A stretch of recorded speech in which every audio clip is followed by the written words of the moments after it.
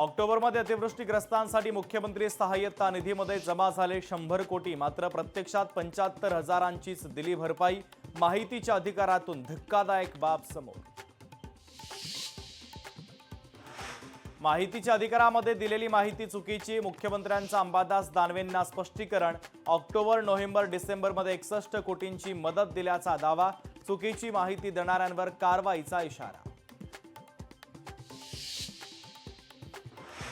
लाडकींना 2100 रुपये द्या, अन्यथा मुख्यमंत्र्यांना घरी बसवेल। उद्धव ठाकरेंचा महायुतीला सज्जड दम।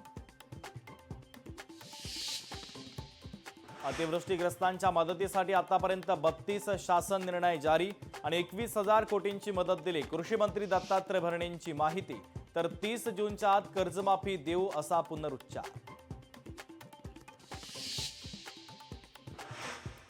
मुंडवा जमीन घोटाळा प्रकरणातील मुख्य आरोपी शीतल तेजवानीच्या पोलीस कोठडीमध्ये वाढ। शीतल तेजवानीला 15 डिसेंबरपर्यंत पोलीस कोठडी।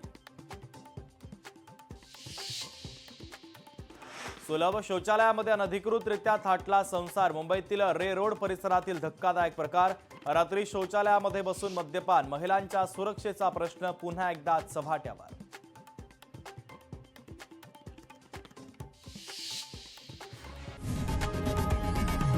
लोकशाही मराठी ऐका, पहा, जागरूक रहा।